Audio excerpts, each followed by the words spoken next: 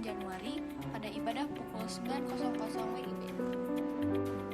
Ibadah rumah Shalom, selamat datang pada ibadah umum Gereja Kristen Oikumene di Indonesia, Jemaat Depok 1. Berikut ini adalah penekanan warta jemaat sepekan. Pada ibadah umum Minggu Epifania ketiga pukul 6.00 WIB akan dilayani oleh hambanya Pendeta Daniel Petrus Zakarias, MTH, Gembala Sidang GKO Cibitung. Pada ibadah umum pukul 9.00 WIB akan dilayani oleh Pendeta EH Siwarani, STH, Ketua Sinode 1. Ibadah sekolah minggu akan dilaksanakan pada Minggu 22 Januari 2023 pukul 7.30 WIB. Persiapan pengasuh sekolah minggu akan dilaksanakan pada Minggu 22 Januari 2023 pukul 11.00 WIB. Workshop pengasuh sekolah minggu akan dilaksanakan pada Minggu 29 Januari 2023 pukul 12.00 WIB. Mohon perhatian bagi siswa SD yang membutuhkan nilai agama dari gereja untuk penekanan informasi berikut ini. Ibadah Remtar akan dilaksanakan pada Minggu 22 Januari 2023 pukul 7.30 WIB. Ibadah Pemuda akan dilaksanakan pada Minggu 22 Januari 2023 pukul 16.00 WIB. Latihan paduan suara Komisi PW akan dilaksanakan pada Minggu 22 Januari 2023 pukul 11.00 WIB. Ibadah Komisi PW akan dilaksanakan pada Kamis 26 Januari 2023 pukul 17.00 WIB. Senam pagi akan dilaksanakan pada Sabtu 28 Januari 2023 pukul 7.00 WIB di halaman samping gereja bersama dengan Ibu Evalina Delora. Latihan paduan suara Komisi Pelpri akan dilaksanakan pada Selasa 24 Januari 2023 pukul 19.00 WIB. Ibadah Komisi Pelpri PGIS akan dilaksanakan pada Sabtu 4 Februari 2023 pukul 19.00 WIB. Gerakan Baca Alkitab atau GBA akan dimulai pada 1 Februari 2023. Untuk informasi lebih lanjut, silakan hubungi Komisi PI. Doa puasa akan dilaksanakan pada Sabtu 28 Januari 2023 pukul 6 sampai 18.00 WIB. Guna mendukung renovasi Pastori 1, persembahan amplop merah akan dilaksanakan setiap minggu kedua dan keempat. Dukung dan doakan ibadah minggu kelima yang akan dilaksanakan pada Minggu 29 Januari pada ibadah pukul 9.00 WIB. Ibadah rumah tangga akan dilaksanakan pada Rabu 25 Januari 2023 pukul 19.00 WIB di gereja. Selamat bergabung Bapak Gustaf An Mama. Tuhan Yesus memberkati. Majelis dan jemaat mengucapkan selamat ulang tahun kepada jemaat yang berulang tahun pada 22 sampai 28 Januari 2023. Tuhan Yesus memberkati. Persembahan pada ibadah hari ini dapat diberikan melalui kotak persembahan atau scan QR Code GKO Jemaat Depok atau transfer rekening operasional gereja melalui Bank BNI. Dapatkan informasi secara lengkap dalam Warta Jemaat Digital melalui WhatsApp. Selamat beribadah, Tuhan Yesus memberkati.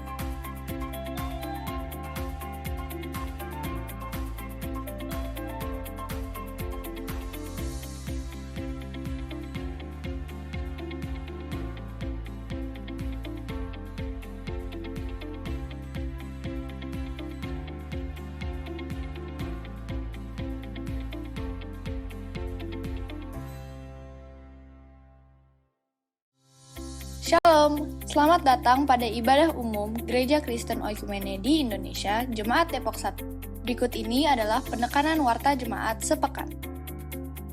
Pada ibadah umum Minggu Epifania ketiga pukul 6.00 WIB akan dilayani oleh hambanya Pendeta Daniel Petrus Zakarias, MTH, Gembala Sidang GKO Cibitung.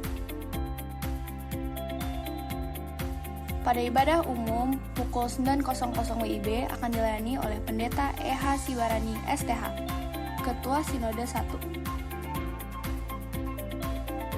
Ibadah sekolah minggu akan dilaksanakan pada Minggu 22 Januari 2023 pukul 7.30 WIB. Persiapan pengasuh sekolah minggu akan dilaksanakan pada Minggu 22 Januari 2023 pukul 11.00 WIB. Workshop pengasuh sekolah minggu akan dilaksanakan pada Minggu 29 Januari 2023 pukul 12.00 WIB. Mohon perhatian bagi siswa SD yang membutuhkan nilai agama dari gereja untuk penekanan informasi berikut ini. Ibadah Remtar akan dilaksanakan pada Minggu 22 Januari 2023 pukul 7.30 WIB. Ibadah Pemuda akan dilaksanakan pada Minggu 22 Januari 2023 pukul 16.00 WIB. Latihan paduan suara Komisi PW akan dilaksanakan pada Minggu 22 Januari 2023 pukul 11.00 WIB. Ibadah Komisi PW akan dilaksanakan pada Kamis 26 Januari 2023 pukul 17.00 WIB.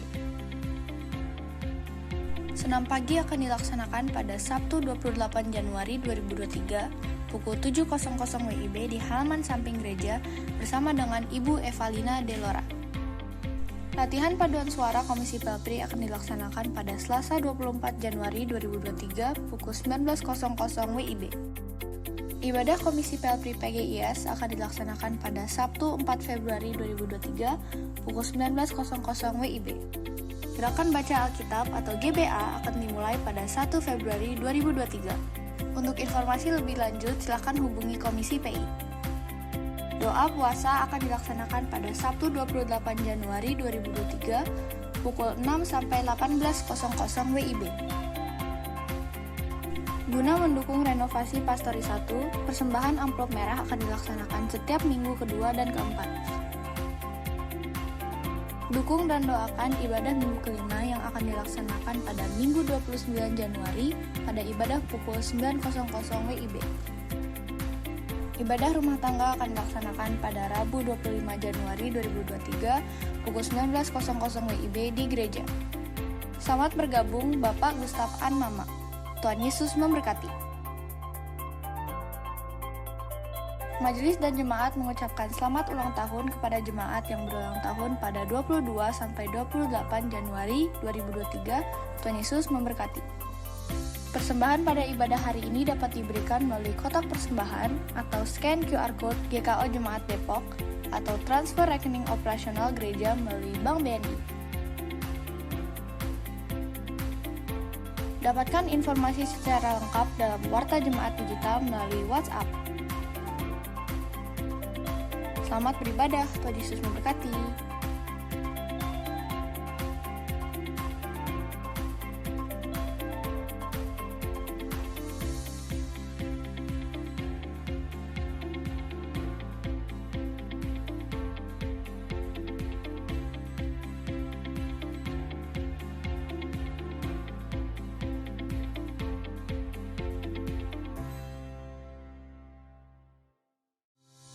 Shalom, selamat datang pada ibadah umum Gereja Kristen Oikumene di Indonesia, Jemaat Depok 1. Berikut ini adalah penekanan warta jemaat sepekan.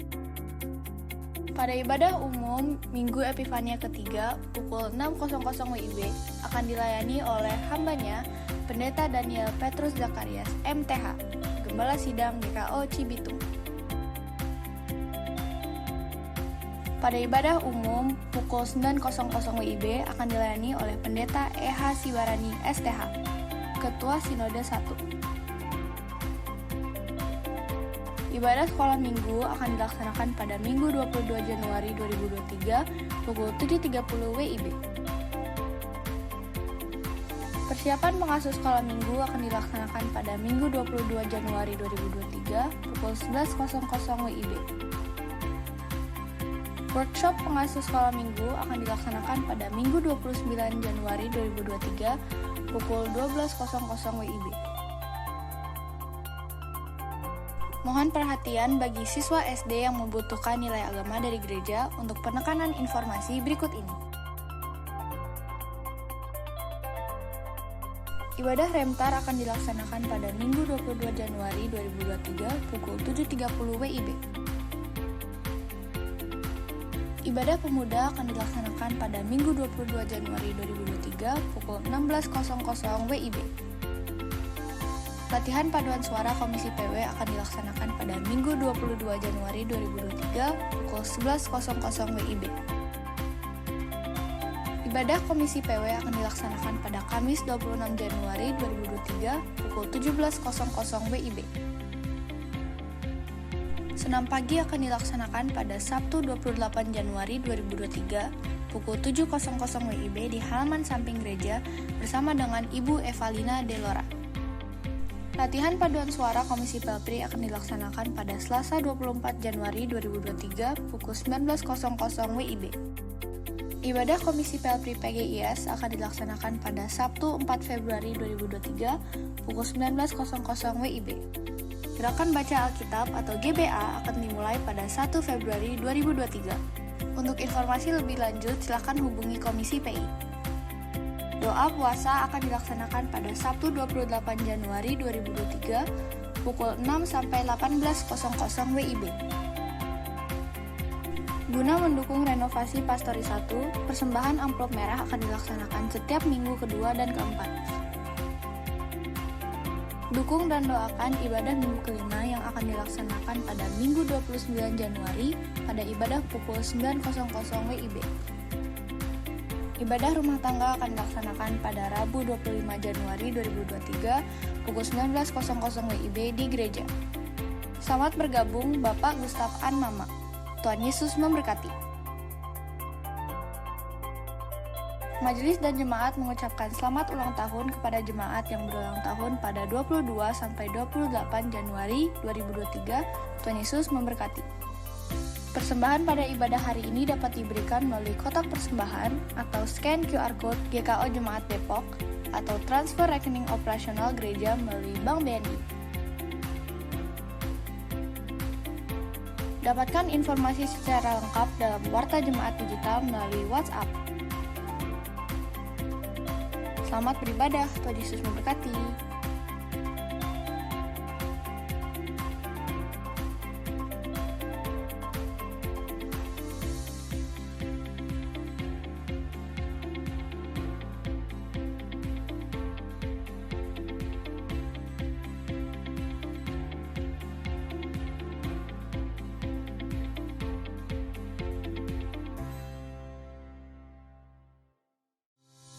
Shalom, selamat datang pada ibadah umum Gereja Kristen Oikumene di Indonesia, Jemaat Depok 1.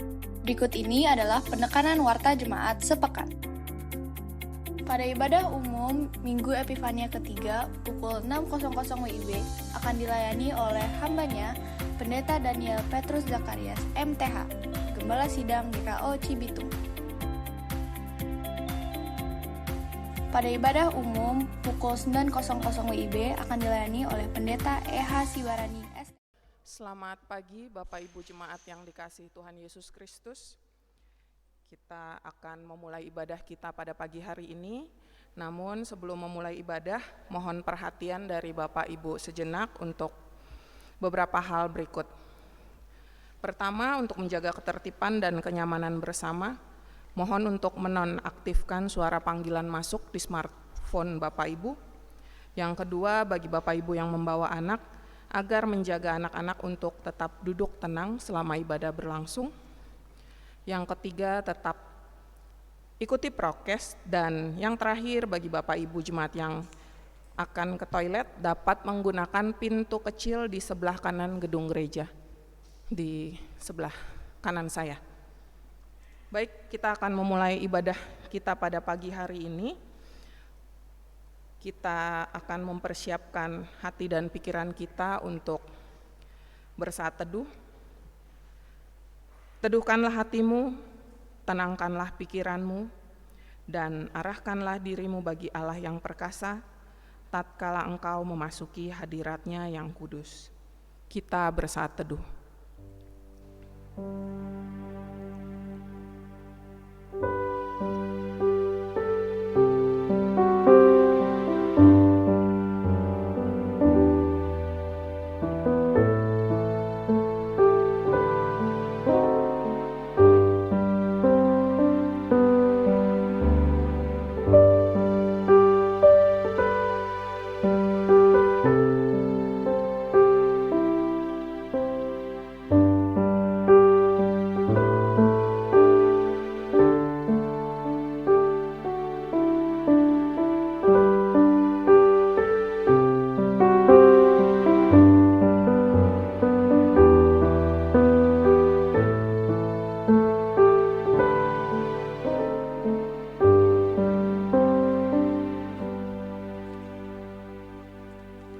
Bapak Ibu Jemaat diundang untuk bangkit berdiri.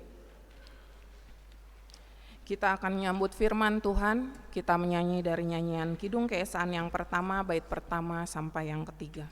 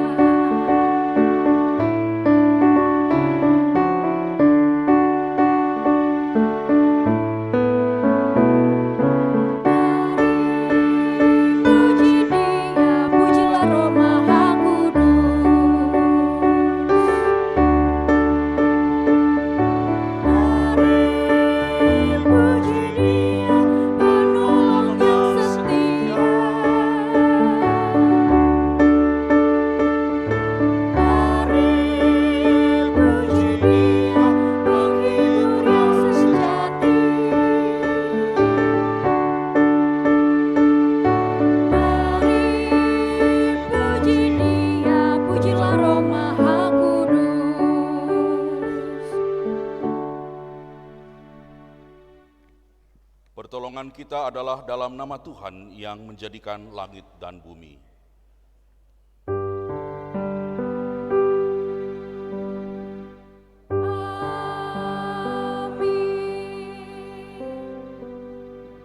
Saudara-saudara jemaat, mendasari kebaktian kita pada hari ini, firman Tuhan mengatakan seperti yang tertulis dalam Mazmur 27 ayat yang pertama, yang berbunyi sebagai berikut. Dari Daud, Tuhan adalah terangku dan keselamatanku. Kepada siapakah aku harus takut? Tuhan adalah benteng hidupku. Terhadap siapakah aku harus gemetar? Kasih karunia dan damai sejahtera dari Allah Bapa dan dari Tuhan Yesus Kristus menyertai kamu.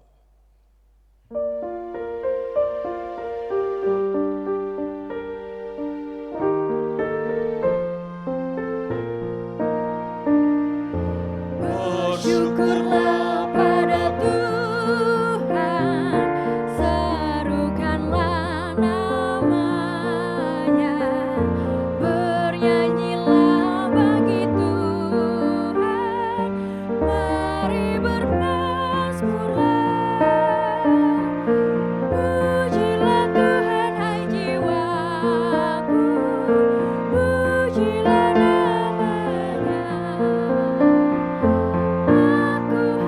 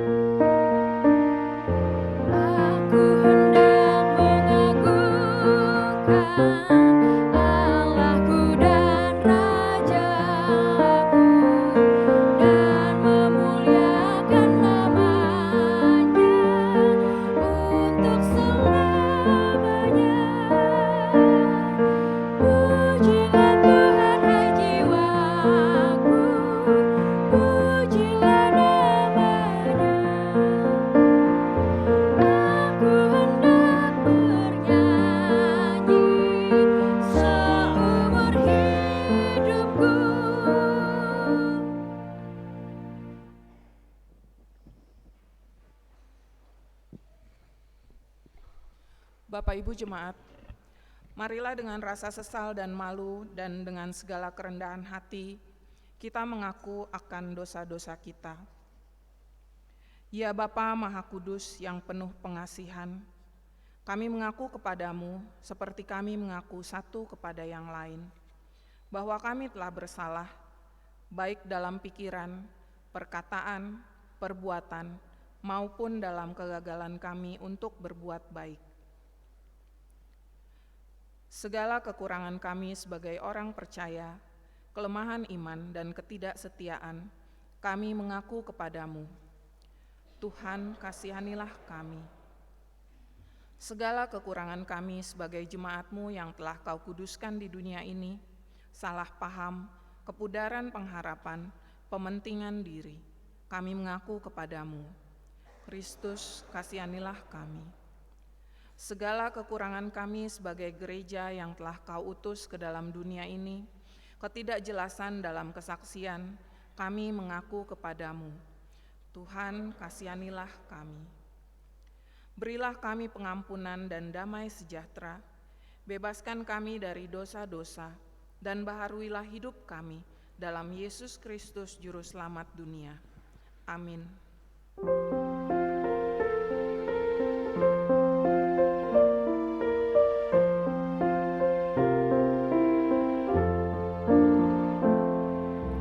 Tuhan kasihani, Kristus kasihani, Tuhan kasihani kami.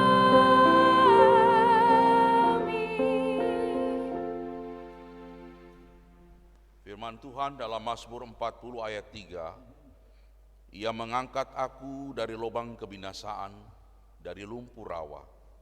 Ia menempatkan kakiku di atas bukit batu, menetapkan langkahku.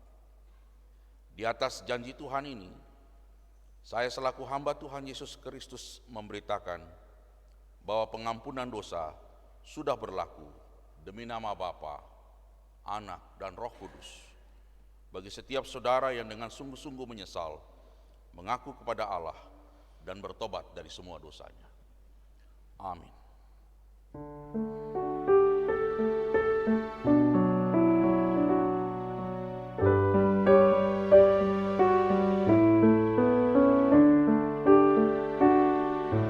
Tuhan Allah, janganlah Kau menghukum aku.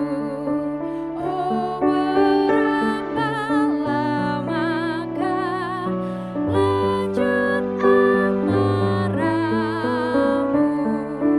Dosaku, murkamu, hapuskanlah itu dengan darah Kristus.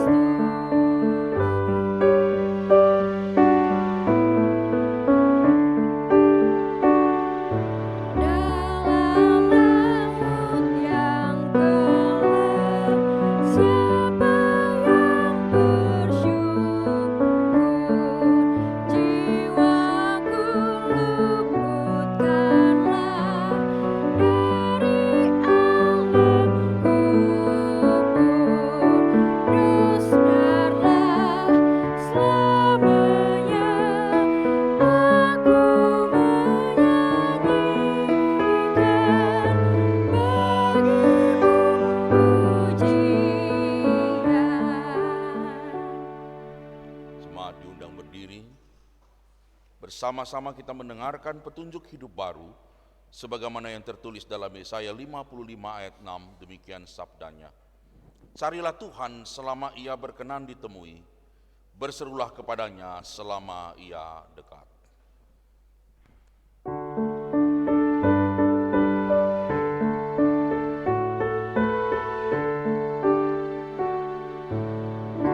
Kasihani kami ya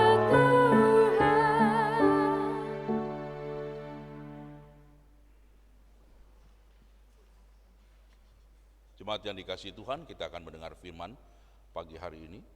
Kita menyanyi Sabdamu Abadi.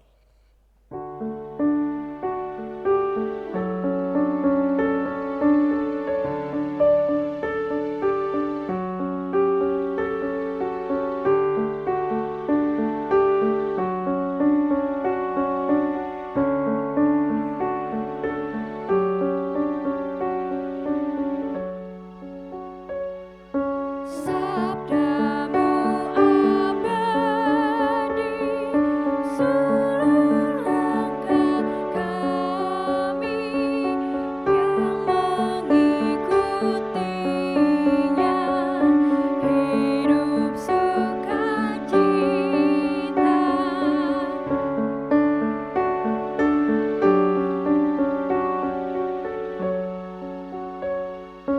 Tolong agar kami rajin mendalami, lalu melakukan sabdamu yang Tuhan. Kita berdoa. Bapa di sorga, pagi hari ini kami bersyukur.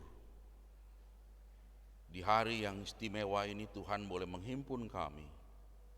Bukan hanya duduk untuk menyampaikan apa yang ada dalam hati kami, tapi juga menyiapkan hati kami untuk mendengar apa yang ada dalam hati-Mu ya Bapa.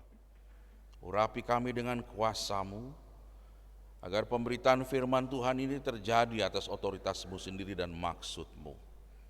Di dalam nama Tuhan Yesus Kristus, Tuhan menyertai kamu. Amin.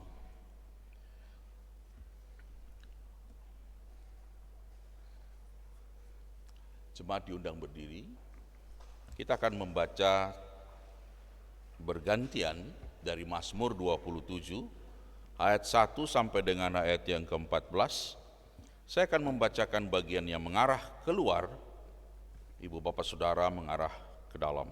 Aman dalam perlindungan Allah dari Daud. Tuhan adalah terangku dan keselamatanku. Kepada siapakah aku harus takut? Tuhan adalah benteng hidupku. Terhadap siapakah aku harus gemetar? Ketika penjahat-penjahat menyerang aku, Untuk memakan dagingku, yakni semua lawanku dan musuhku, mereka sendirilah yang tergelincir dan jatuh. sekalipun tentara berkemah mengepung aku, Tidak takut hatiku. sekalipun timbul peperangan melawan aku, Dalam hal itu pun aku tetap percaya. satu hal telah kuminta kepada Tuhan, Itulah yang kuingini. diam di rumah Tuhan, Seumur hidupku menyaksikan kemurahan Tuhan, dan menikmati bait-Nya sebab Ia melindungi aku dalam pondoknya. pada waktu bahaya. Ia menyembunyikan aku dalam persembunyian di kemahnya. Ia mengangkat aku ke atas gunung batu, Maka sekarang tegaklah kepalaku. mengatasi musuhku sekeliling aku. Dalam kemahnya aku mau mempersembahkan korban dengan sorak-sorai. Aku mau bernyanyi dan bermazmur bagi Tuhan. Dengarlah Tuhan seruan yang kusampaikan. Kasihanilah aku dan jawablah aku. Hatiku mengikuti firman-Mu, carilah wajah-Ku. Maka wajah-Mu kucari ya Tuhan. Janganlah menyembunyikan wajah-Mu kepadaku. Janganlah menolak hamba-Mu ini dengan murka. Engkaulah pertolonganku. Janganlah membuang aku dan janganlah meninggalkan aku. Ya Allah penyelamatku. Sekalipun ayahku dan ibuku meninggalkan aku, Namun Tuhan menyambut aku, tunjukkanlah jalan-Mu kepadaku ya Tuhan. dan tuntunlah aku di jalan yang rata oleh sebab seteruku. Janganlah menyerahkan aku kepada nafsu lawanku. Dan orang-orang yang bernafaskan kelaliman. Sesungguhnya aku percaya akan melihat kebaikan Tuhan. Di negeri orang-orang yang hidup, Nantikanlah Tuhan. kuatkanlah dan teguhkanlah hatimu. Ya, nantikanlah Tuhan. Demikianlah firman Allah. Dimuliakanlah Allah Bapa, Allah Anak, dan Roh Kudus, ketiga yang esa, Yang berbahagia ialah mereka yang mendengarkan firman Allah dan yang memeliharanya. Haleluya. Haleluya, haleluya, haleluya.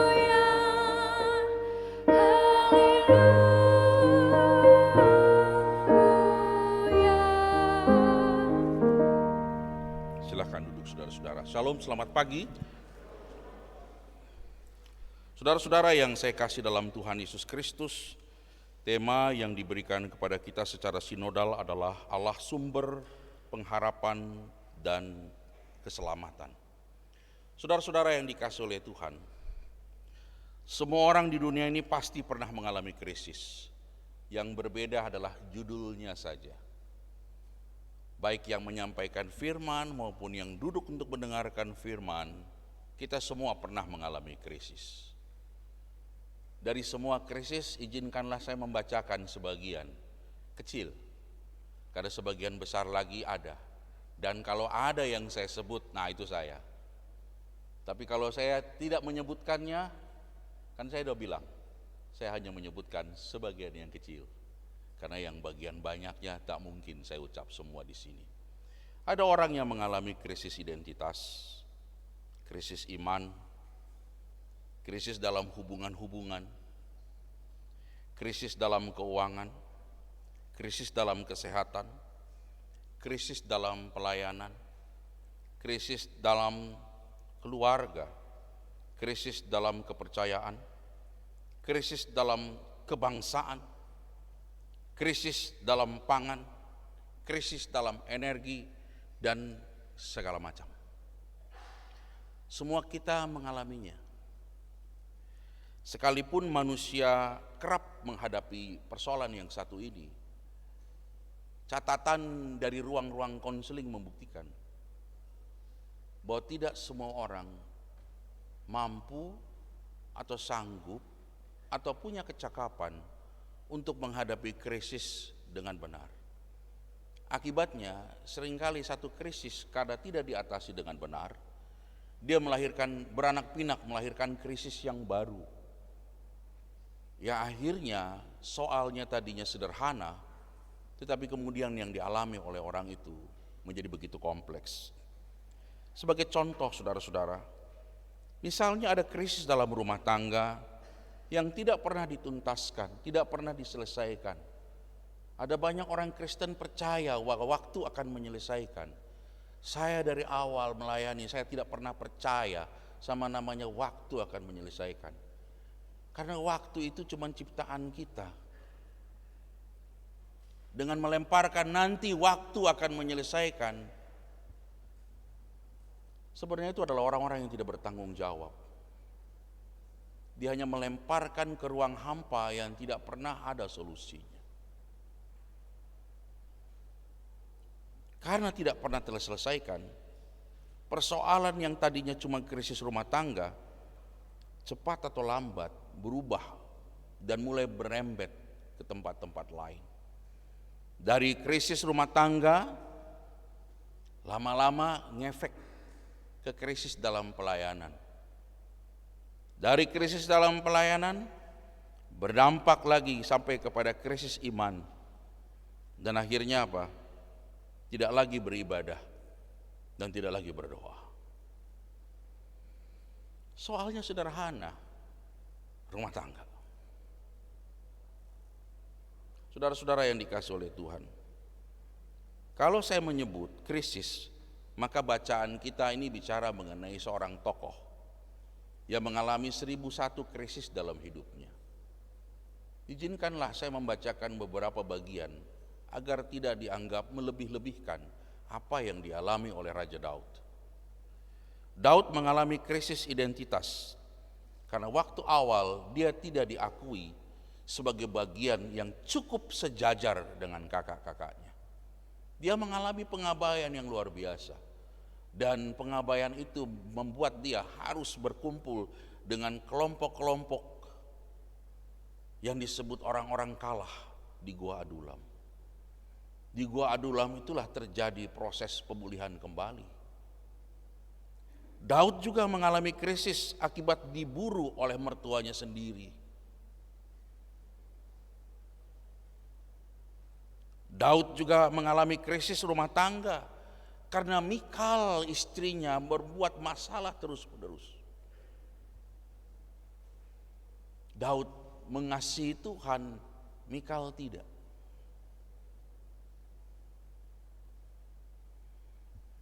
Daud mengalami krisis diburu oleh anaknya sendiri, dipermalukan oleh anaknya sendiri, bernama Absalom. Daud juga mengalami krisis karena negaranya terus mengalami pergolakan karena pemberontakan dari dalam sendiri berulang kali. Belum puas ngurusin domestik, ngurusin bangsanya, dia juga harus diserang dari luar. Ada juga krisis yang Daud ciptakan sendiri. Ketika dengan bangganya dia menghitung tentaranya padahal Tuhan tidak suruh. Dan Tuhan pun murka atasnya. Dia menghitung pasukan, Tuhan tidak suruh. Dan krisis yang mengerikan adalah ketika dia tidur dengan istri pasukannya sendiri.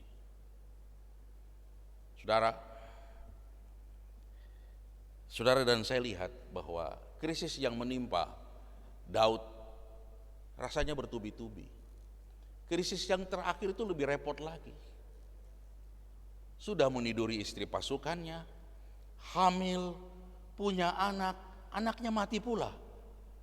Secara emosional dia sangat terkuras. Tetapi ada kabar baik pagi hari ini saudara-saudara. Saya tidak bermaksud melakukan kompromi apapun terhadap situasi manusia. Tapi kabar baiknya begini. Krisis apapun, baik yang diizinkan Tuhan terjadi atas manusia, krisis yang dilakukan oleh orang-orang jahat terhadap saudara dan saya, maupun krisis yang dilakukan oleh karena kesalahan kita sendiri, Allah memutuskan untuk Dia menyelesaikan krisis itu. Dia enggak memilah-milah karena ada krisis yang kau ciptakan sendiri, selesaikanlah sendiri. Kalau krisis yang aku izinkan terjadi padamu, aku urus. Atau ada orang jahat melakukannya terhadapmu, aku akan backup kamu. Tapi krisis yang kamu buat, kamu urus sendiri. Kabar baiknya enggak begitu. Krisis yang diciptakan oleh manusia sejak Eden sampai dengan hari ini, Allah mengambil alih. Dan Dia menginginkan saudara dan saya tidak hancur akibat krisis-krisis tersebut. Saudara-saudara yang dikasihi oleh Tuhan, Allah cuma meminta kita, kalau ada krisis, bertindaklah sebagai orang percaya. Bertindaklah sebagai orang Kristen. Bertindaklah sebagai orang yang mengimani Allah itu adalah penolong, Allah itu adalah sumber pengharapan. Karena yang terjadi akhir-akhir ini, bukan orang Kristen tidak tahu, tahu dia. Dia tahu Allah itu Allah yang perkasa. Dia tahu itu Allah yang memberi jalan keluar. Bukan karena dia tidak tahu. Tapi sikapnya tidak menyempinkan apa yang ia ketahui. Contoh, kalau saya tanya sama saudara-saudara, tahu kan apa itu mengampuni? Tahu kan? Artinya mengampuni? Tahu kan siapa yang mengajarkan? Tahu. Coba, Anda sudah mengampuni atau belum?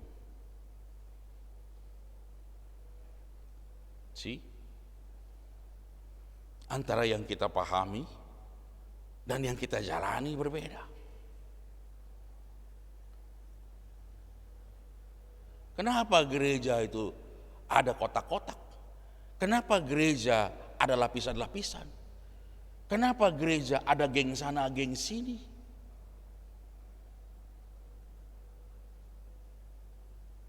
Ketika saya berdiri di tengah-tengahnya, yuk, nggak boleh ada geng sana, geng sini. Diteriakin, kompromi.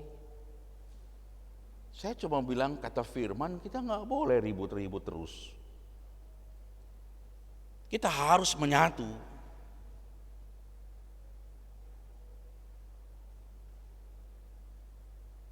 Jadi kalau kita katakan siapa yang nggak ngerti pengampunan, semua ngerti prakteknya. Siapa yang nggak tahu Allah itu penolong? Siapa yang nggak tahu Allah itu Allah El Shaddai, Allah yang Maha Kuasa? Prakteknya terlibat pinjol, WA atas namanya bertebaran di jemaat-jemaat. Tapi anaknya berantakan, rumah tangganya berantakan. Saya coba mau bilang, ada seorang ibu rajin melayani, ke kiri, ke kanan, doa, pendeta belum sampai dia udah duluan.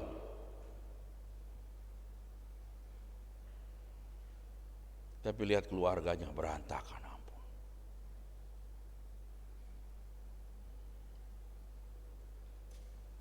Itulah bentuk dari apa yang disebut yang ada di sini. Dengan ada yang di sini. Kita bangga karena kita punya ini. Tapi Kristus muak. Karena Farisi pun hebat di sini. Mendebat Yesus pun sanggup. Tapi prakteknya tidak ada. Maka pesan Yesus buat umat waktu itu unik loh, pesannya Yesus. Dengarkanlah apa yang orang Farisi ajarkan, tapi jangan ikuti perbuatan mereka. Yesus tidak membantah pengajaran Farisi, good, tapi nggak usah ikuti teladannya, karena mereka jago konsep, tapi tidak pada perilaku. Saudara-saudara yang dikasihi oleh Tuhan, bagaimana caranya menghadapi krisis selaku orang percaya, selaku orang Kristen? Ada banyak sekarang majalah-majalah tidak tulis panjang-panjang.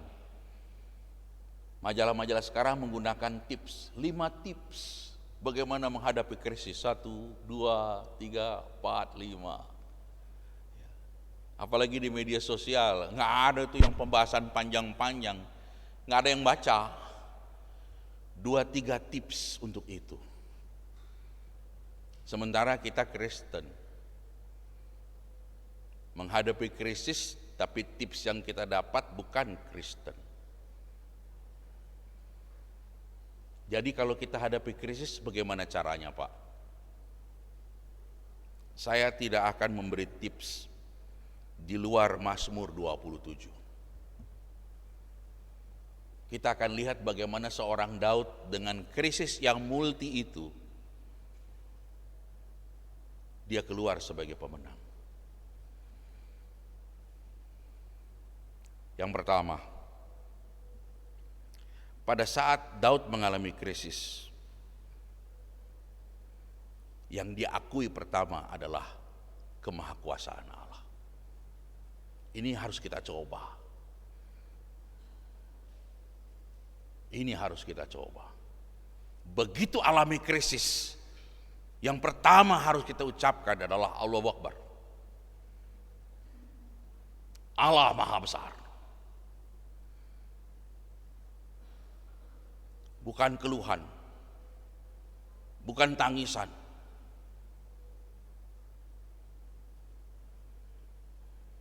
Beberapa hari yang lalu,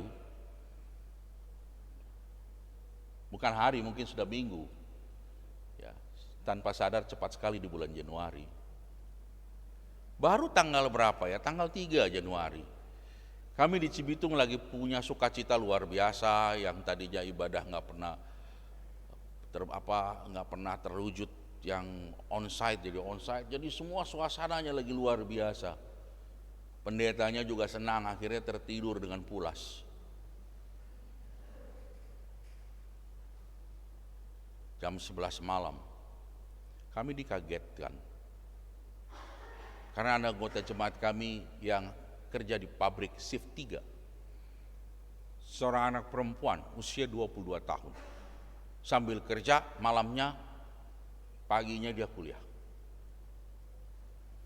Dia terbangun kaget karena terlambat kerja. Tidak jauh pabriknya, cuman kalau dia tahu dia tidak tempuh cepat-cepat dia terlambat. Maka dia kebut motornya.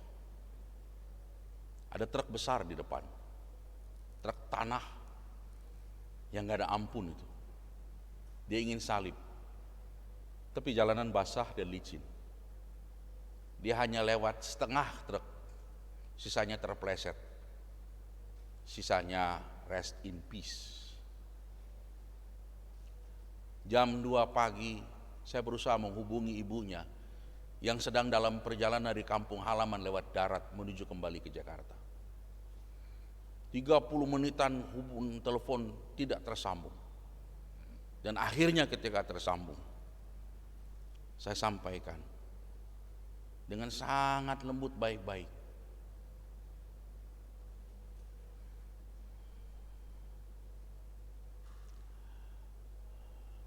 Dia marah dalam telepon itu.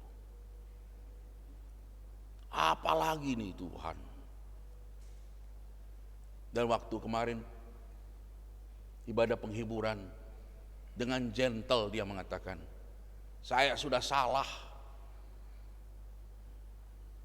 Pada saat anak saya dipanggil dan Pak Pendeta telepon, yang saya ingat cuma anak saya dan diri saya. Saya tidak ingat Tuhan. Padahal sebagian banyak orang menganggap itu sebuah kewajaran. Wajarlah. Tapi dia bilang enggak. Harusnya saya ingat Tuhan. Waktu saya tulis naskah ini, saya ingat dia. Seorang ibu yang sedang mengalami krisis, terlontar dari kalimatnya kalimat pilu. Tapi kemudian pada saat ibadah penghiburan dia mengaku bahwa harusnya bukan kalimat pilu. Harusnya saya ingat kalimat itu adalah Tuhan yang berkuasa.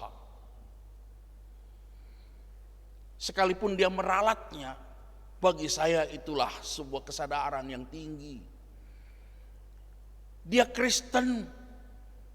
Dia bukan dengan kebanyakan manusia yang begitu terjadi suatu krisis berteriak lebih dahulu mengaduh. Harus ada perbedaan antara orang Kristen dengan bukan.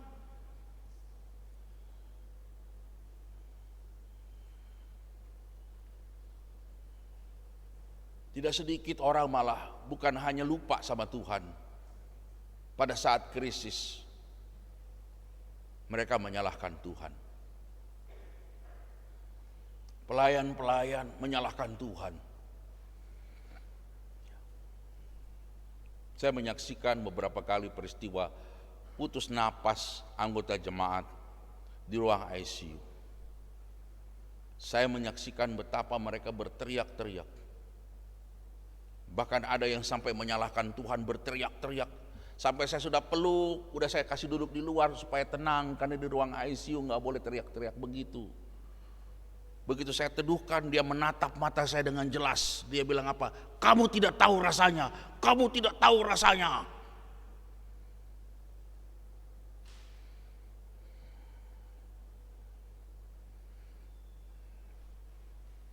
Seolah-olah krisis itu tempat di mana seseorang bisa seenaknya menghina Allah. Yang sebagian kita menganggap sebagai suatu kewajaran. Saya hari ini menabrak semua pemikiran itu. Dasarnya apa, Pak? Kitab Ayub. Di kitab Ayub tertulis, ketika terjadi krisis, Alkitab mencatat dengan sangat baik. Dalam kesemuanya itu, Ayub tidak berbuat dosa dengan bibirnya. Daud, pada saat ada krisis, ayat 1, Tuhan adalah terangku dan keselamatanku. Kepada siapakah aku harus takut? Tuhan adalah bentengku. Terhadap siapakah aku harus gemetar? Dia tidak puji krisis itu duluan. Betul, ketika seseorang diinjak kakinya pasti berteriak, itu alamiah. Tapi kita bukan manusia alamiah belaka. Kita juga manusia rohani. Teman-teman kita muslim malah lebih terlatih. Ucapan alhamdulillah, astagfirullah. Ya. Itu setiap situasi mereka sudah tahu rumusnya apa.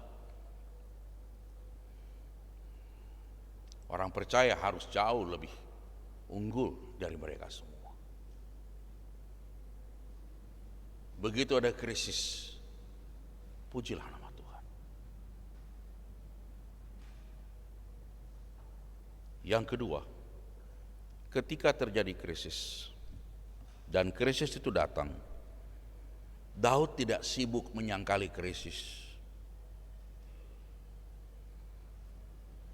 Ketika saya pernah marah, ditanya orang, "Bapak marah?" "Iya, saya marah." Ada banyak orang seringkali tidak mau mengakui, "Kau marah?"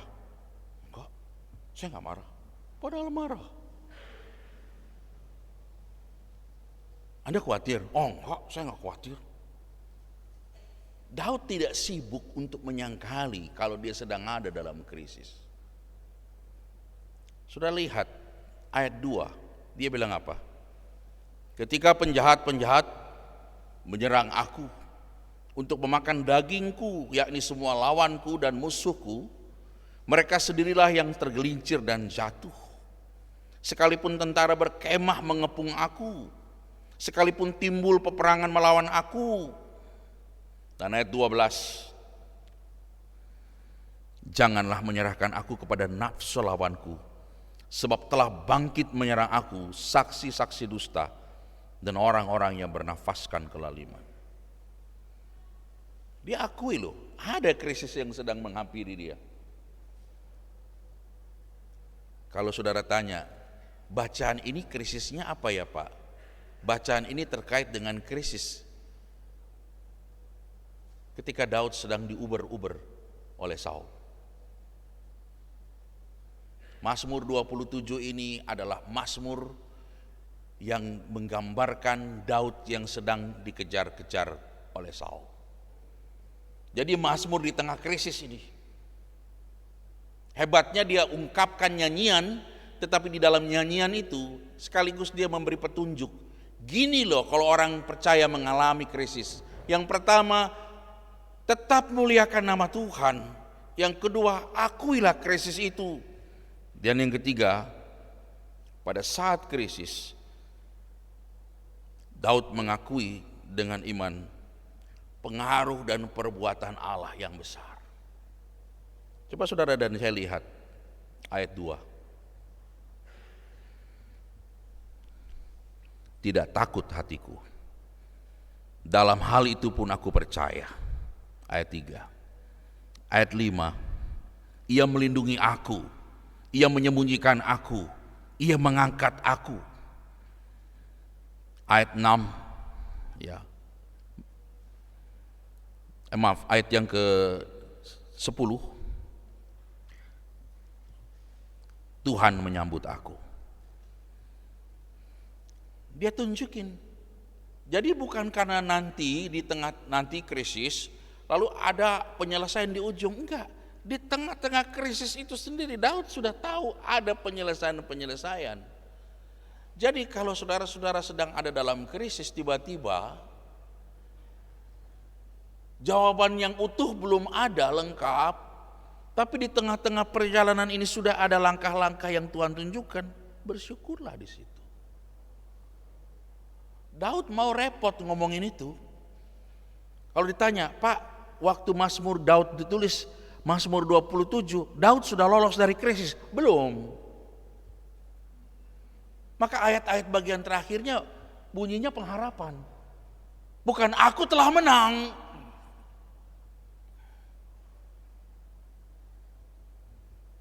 Kadang-kadang orang Kristen kalau mau bersaksi tunggu menang dulu. Kalau ceritanya belum ending dia nggak mau bersaksi. Sementara apa yang ada di dalam Mazmur ini Rata-rata cerita-cerita yang belum tuntas, cerita-cerita yang belum selesai. Tetapi pemazmur mengutarakan imannya.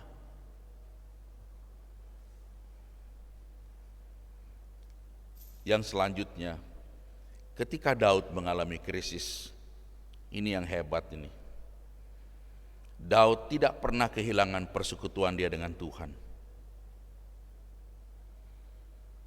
Kalau mau tahu jemaat dewasa atau tidak, lihat aja kalau dalam krisis. Baik krisis yang diizinkan Tuhan, krisis yang orang lain buat, atau krisis yang dia buat sendiri. Kalau krisis-krisis itu membuat mereka kehilangan kerinduan bersekutu dengan Tuhan, ini nggak beres ini. Coba saudara lihat pada ayat yang keempat. Satu hal telah kuminta kepada Tuhan, itulah yang kuingini. Diam di rumah Tuhan seumur hidupku, menyaksikan kemurahan Tuhan dan menikmati baiknya. Saudara-saudara, bayangkan lagi ngomong krisis, tiba-tiba dia pindah jalur, dia ngomong, satu hal yang kuminta adalah diam di rumah Tuhan. Maksudnya apa? Maksudnya saudara-saudara, Daud ingin berkata, kamu boleh alami krisis, tapi krisis ini tidak boleh memutus kamu punya kerinduan berelasi dengan Tuhan. Berapa banyak orang yang begitu ada dalam krisis, mereka nggak kelihatan di gereja, dan lagi-lagi kita menganggap itu sebagai sebuah kewajaran. Jadi on off-nya seseorang menunjukkan dia sedang dalam krisis. Berapa banyak yang dalam krisis dia tetap datang di gereja Tuhan, dia minta didoakan dan dia tetap melayani dengan sungguh-sungguh. Karena itu, jangan biarkan kewajaran dunia masuk di dalam gereja. Sehingga kita akan mengiyakan semua hal yang bagi kita adalah sebuah kewajaran, tapi tidak ada nilai lebih apapun dari iman untuk itu.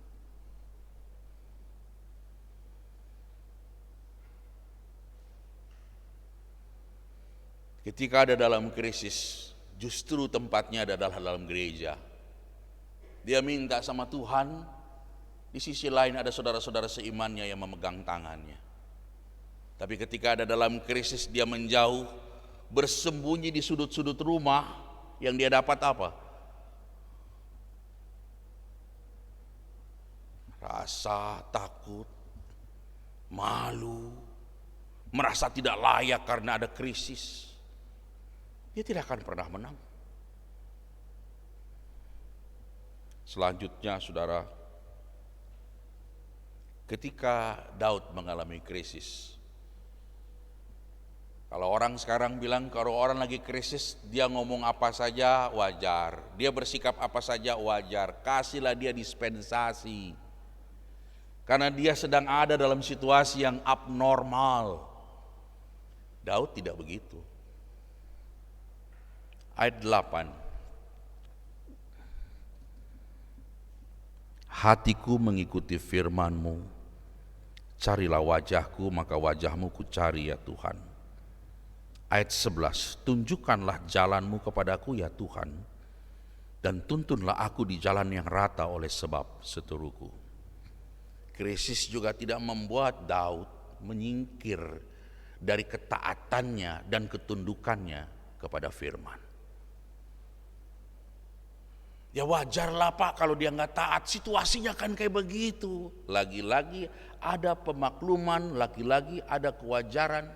Yang akhirnya ketika Tuhan mengatakan kamulah terang dunia. Terang apaan? Orang dunia sama kita sama. Ketika menghadapi krisis sikapnya sama. Krisis tidak memberi saudara dispensasi untuk ngaco.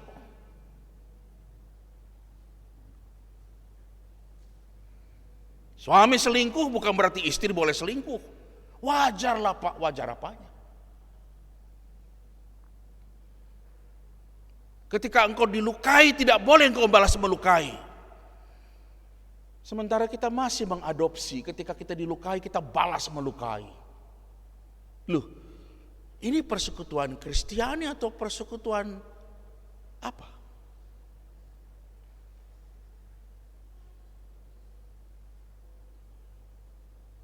Dan yang terakhir, ketika krisis datang bertubi-tubi buat Daud. Dan krisis yang satu ini memang menguras betul ya emosi Daud. Karena dia lihat ini yang ngejar-ngejar dia ini bukan hanya mantan raja, tapi mertuanya juga. Dan Daud sangat menghormati orang ini. Walaupun pernah dapat kesempatan Daud bisa saja menghabisi Saul dalam sekejap. Tapi Daud ini adalah manusia rohani. Sekalipun dia melakukan kesalahan dan dosa, tapi dia tidak pernah memakai kesalahan dan dosa sebagai alat untuk membenarkan kesalahannya. Pada saat kesempatan itu terjadi, dia cuma memotong ujung jubah dari Saul ketika Saul sedang buang hajat, untuk memberitahu, kalau aku lakukan dengan menyingkirkanmu gampang, tapi karena engkau adalah orang yang diurapi oleh Tuhan. Daud pegang nilai, itu yang saya bilang, dia dalam krisis dia pegang firman. Kalau kita kan jarang, kadang-kadang begitu krisis kita itu seolah-olah firman nanti dulu. Ini extraordinary, jadi bolehlah kita ngapa-ngapain, Tuhan juga pasti maklum. Tidak.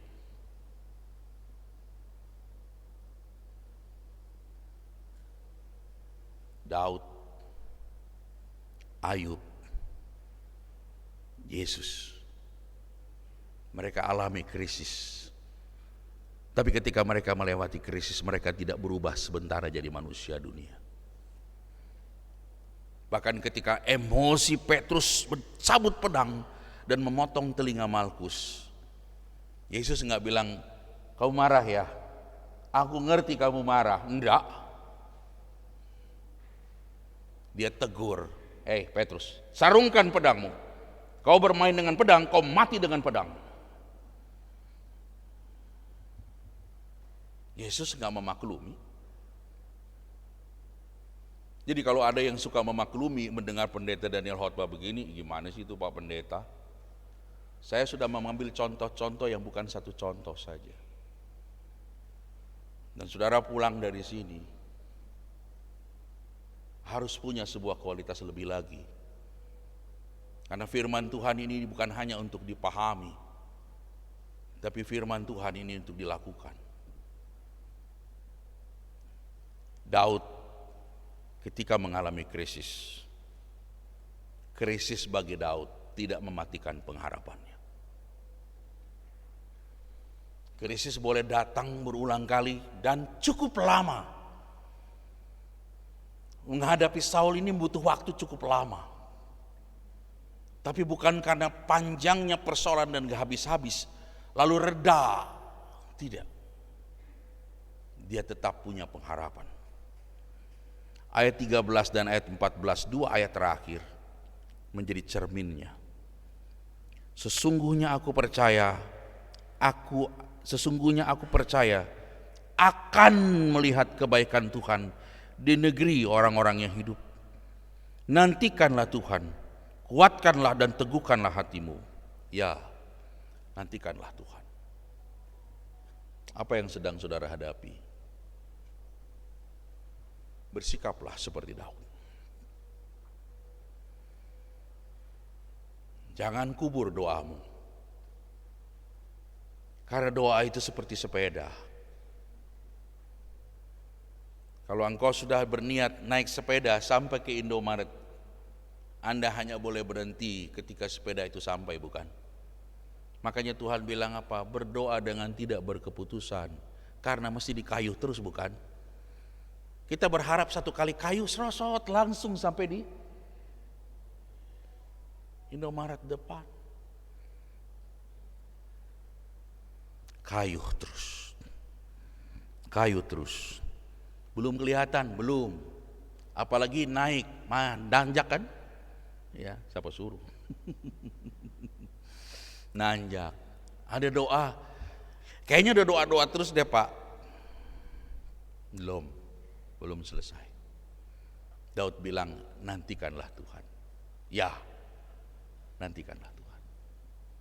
Hari ini saudara-saudara setelah dengar firman Tuhan menantang saudara dan menantang saya. Ayo, hadapi krisis dengan cara orang benar. Hadapi krisis dengan cara yang Tuhan izinkan. Tak ada kata-kata yang mengatakan, karena kamu hidup benar, kamu kebal dari krisis. Tidak ada itu. Sekalipun kamu orang benar, kamu tetap harus berhadapan dengan krisis. Cuma caranya adalah pilih dengan cara firman Tuhan, bukan dengan cara di luar kebenaran firman. Tuhan memberkati saudara. Amin. Siapa berpegang pada sabda Tuhan?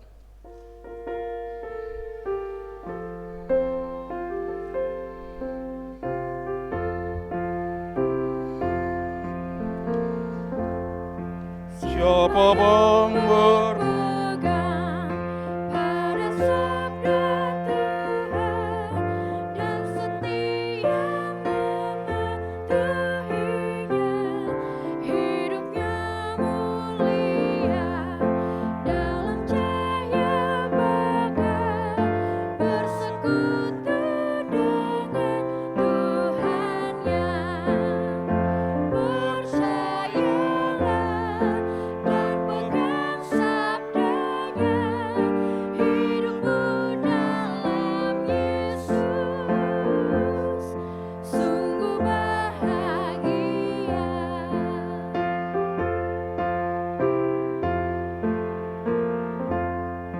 Bayang-bayang gelap kan dihapus lenyap oleh sinar senyum wajahnya. Rasa takut dan syak kan menghilang cepat dari yang berpegang padanya. Percayalah dan pegang sabdanya, hidupmu dalam Yesus sungguh bahagia. Bapak Ibu jemaat diundang untuk bangkit berdiri.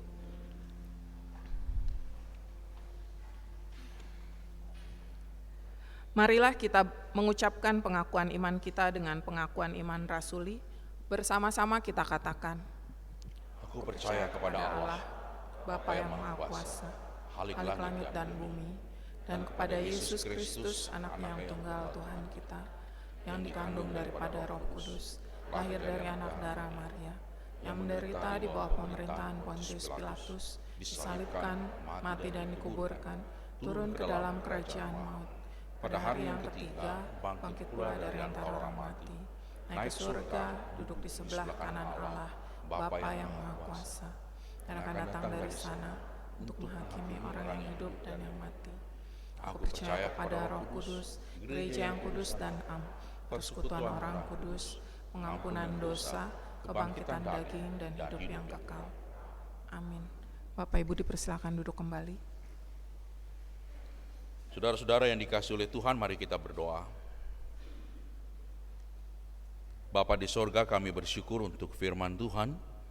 Tolong kami Bapa, agar firman ini bukan hanya sekedar sesuatu yang menambah pemahaman kami.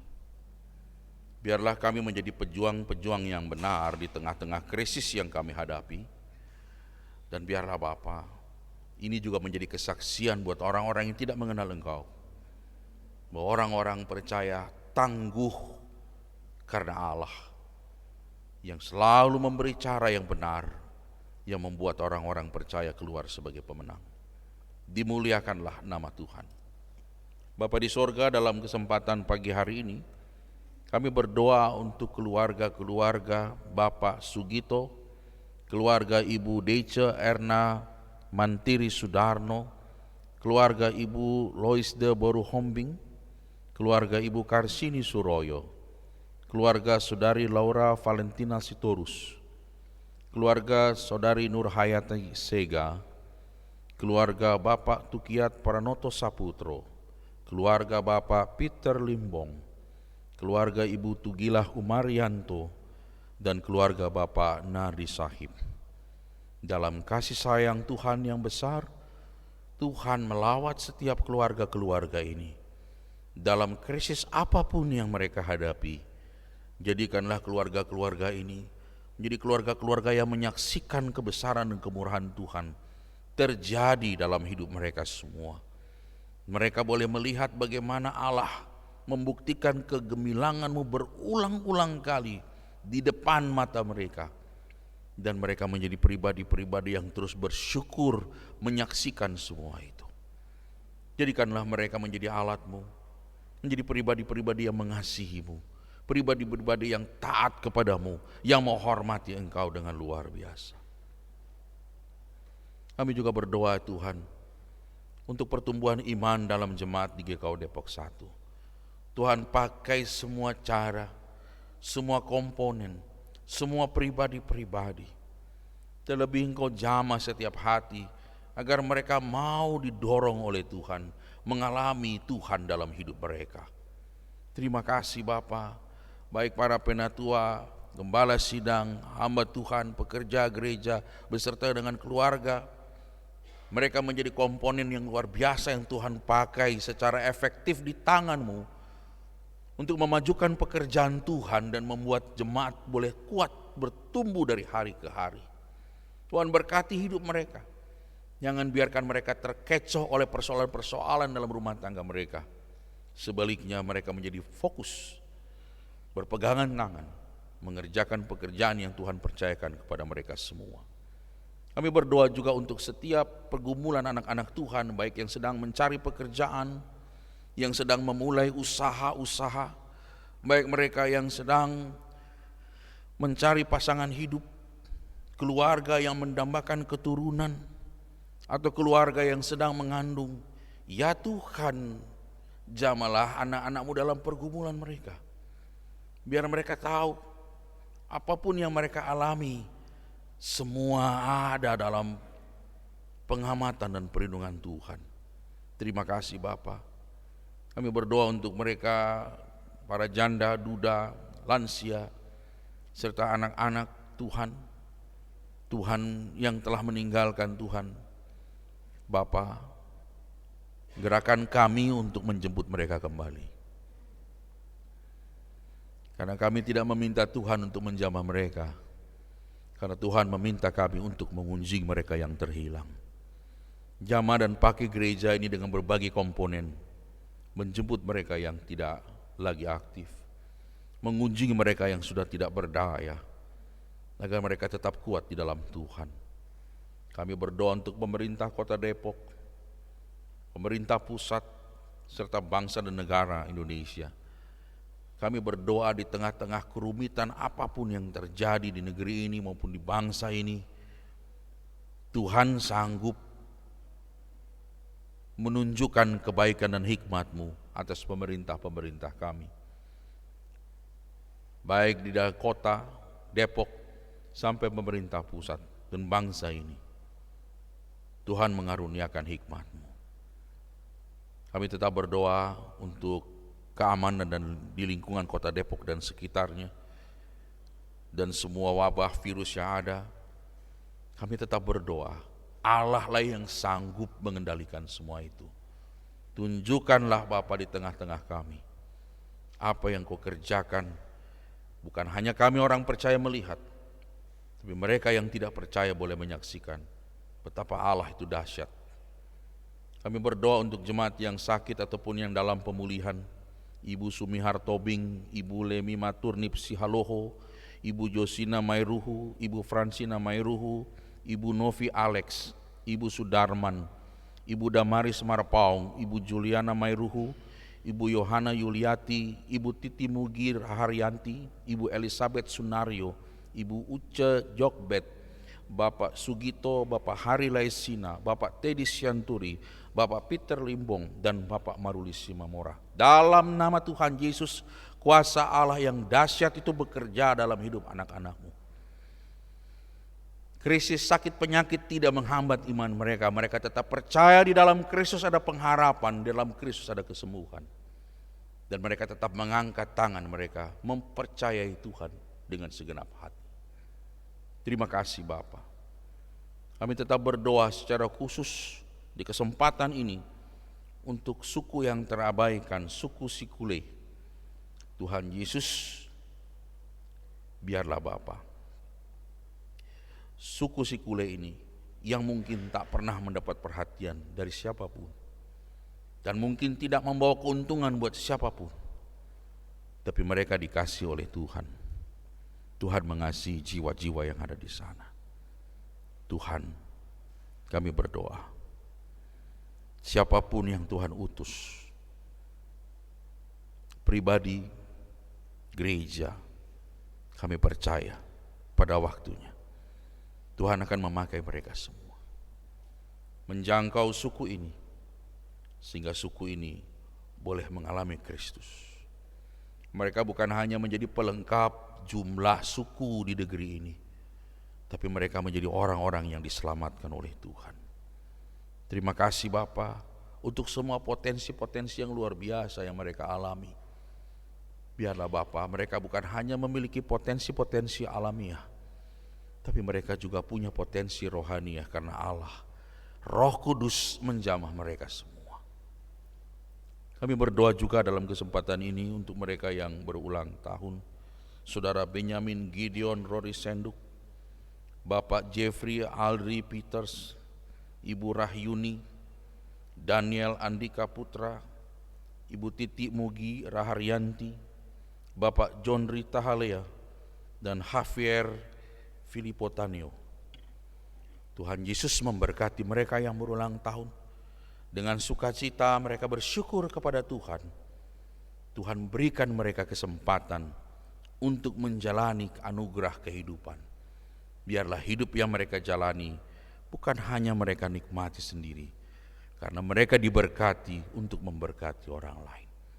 Kami menyerahkan Sinode GKO ke dalam tangan Tuhan. Tuhan bekerja, biarlah Tuhan membawa gereja ini semakin maju dalam ketundukan akan Engkau.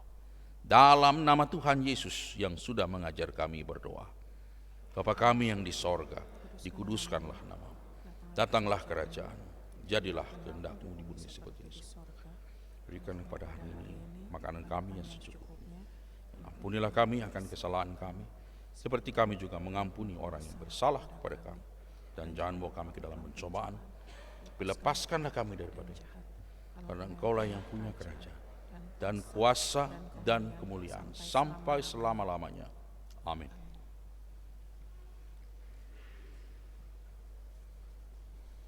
Bapak Ibu Jemaat, marilah kita mengucap syukur kepada Tuhan dengan persembahan kita, sambil mengingat kata Alkitab di dalam Yunus 2 ayat 9.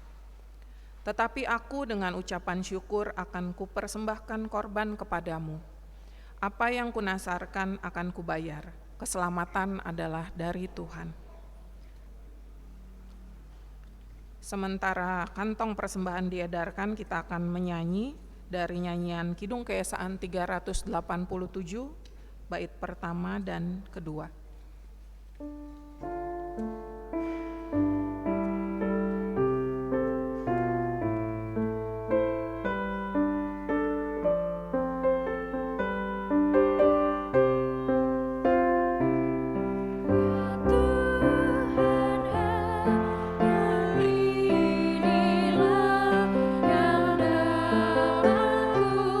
Beri padamu ungkapan syukur.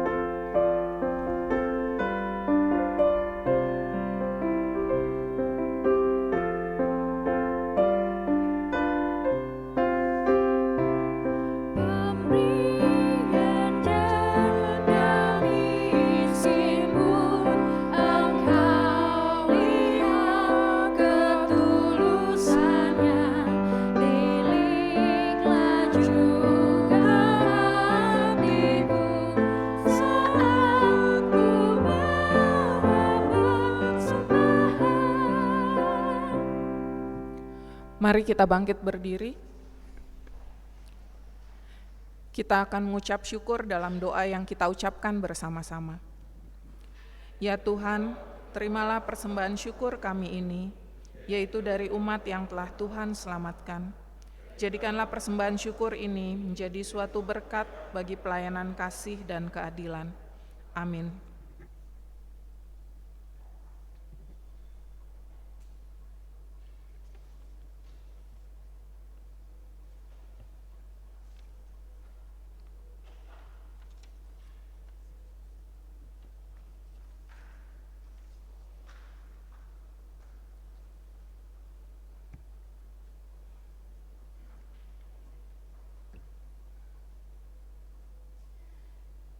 Saudara-saudara, pergilah, lakukanlah firman Tuhan. Jadilah pribadi-pribadi ketika berhadapan dengan krisis berkata, maka tegaklah kepalaku mengatasi musuhku sekeliling aku. Telah kutemukan dasar kuat.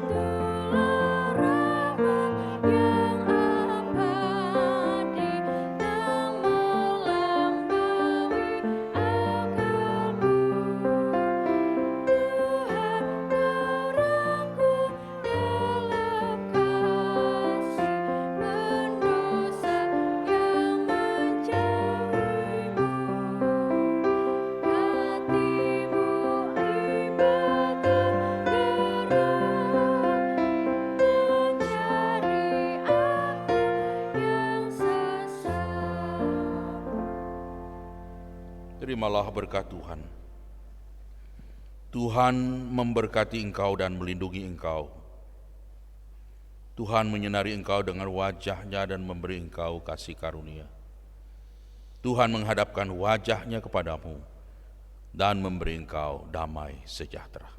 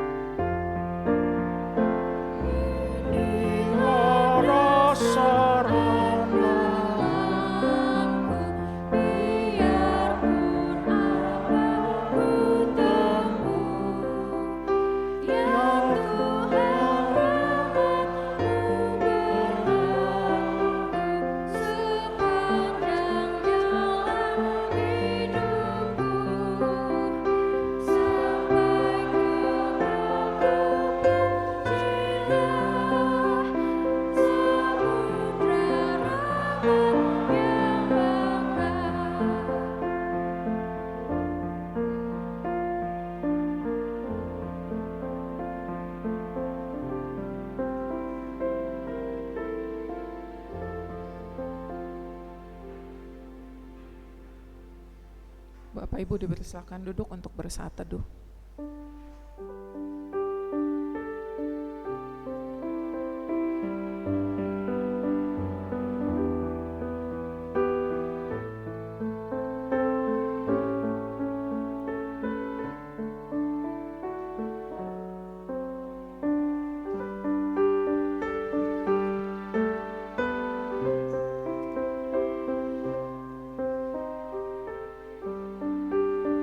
Selamat hari Minggu Bapak Ibu, Tuhan Yesus memberkati.